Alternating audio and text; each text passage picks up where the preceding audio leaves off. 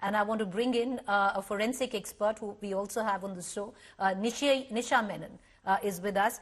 Nisha, if you look at the post-mortem report, which is now unfortunately or fortunately, what many would suggest, in public domain, it also does away with a lot of misinformation, but it also leads to many questions that need to be asked. The sheer fact that more than 14 injury marks on the victim's body, the nature of the injuries that is concerned, the thick, fluid which was not semen was found in the vaginal cavity, the death due to strangulation. If you look at the post-mortem report, Nisha, as an expert, what do you make of it?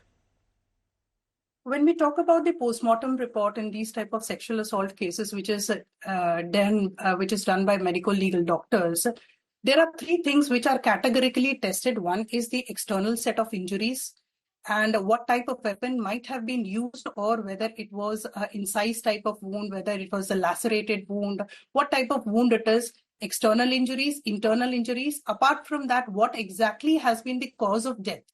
And if even the injuries are tested, how wide and what type of depth these injuries and what could have actually caused them, the cause of death, and third is an approximate time of death. These are the three things which we categorically know from a postmortem report, and that too a preliminary postmortem report, wherein there would be an advanced postmortem report wherein other the viscera testing and the other biological fluid and bodily fluids and other would be tested.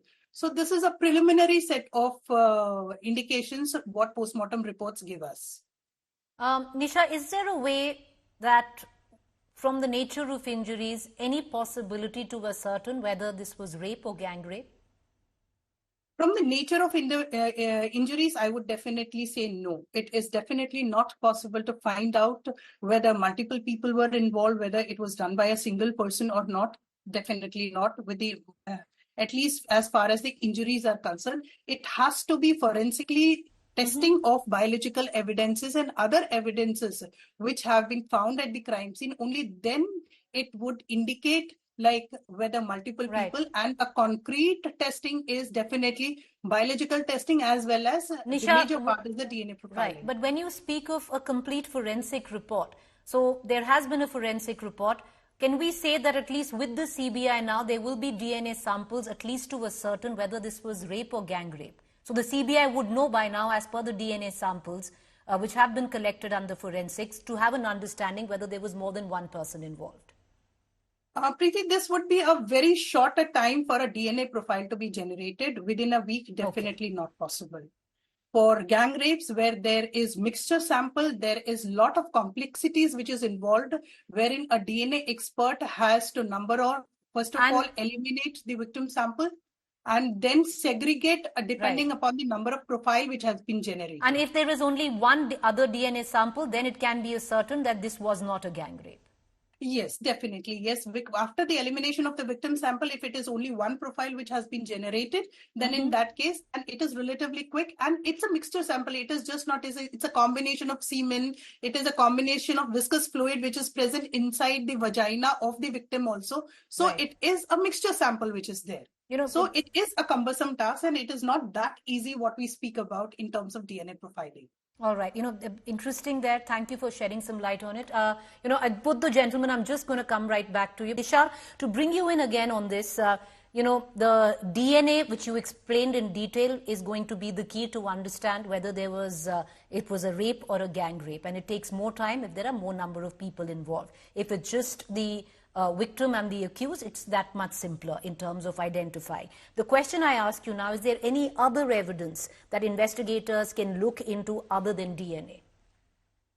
See, when I say about other evidences, we are talking about the other forensic evidences. For example, there have been, apart from these bodily fluids, wherein we are having this DNA profile done, other evidences which have been seized from the crime scene.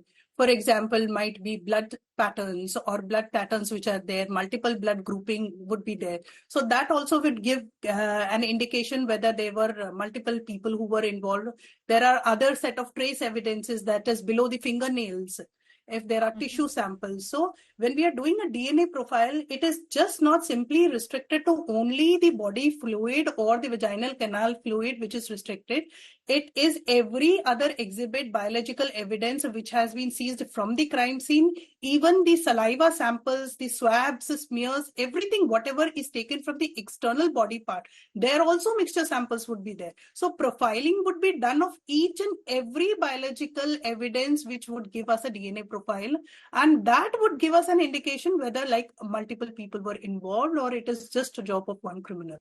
You know, Nisha Menon, the biggest question which we began with, and possibly we'll end this debate right now, is of course, what happened in the background. Was there a racket? Who was involved? Was there a delay? All of that is separate. The biggest question right now everyone has in their mind is, was there more than one accused? And when do you think we'll have a conclusive answer to that where forensics are concerned? I think looking upon the complexity of the samples, what have been said, as earlier said, that it is just not one single bodily fluid we would be testing or the DNA experts would be testing. It is multiple samples which have been collected from various areas, right from crime scene, external body parts, internal body parts. Had it been only a single perpetrator or something, it would have taken approximately 2 weeks minimum time. That's a minimum timeline. And as far as the complexity of the samples increases, the timeline would definitely be more cumbersome, and it would be a tough task for a DNA expert or a team of DNA experts. So it should take around like 6 to 8 weeks. That is some timeline which I can evaluate depending upon the type of samples which have been seized. All right, so at least like a 6-month window where the case is concerned, and at least 6 weeks to know whether there was more than one accused involved. Viewers, now just put it in perspective, because we are hearing high decibel, commentary on people asking that the accused be hanged in the next 1 week, which included the Chief Minister. That's really not possible. With that, I appreciate all three of you for joining us. Thank you there.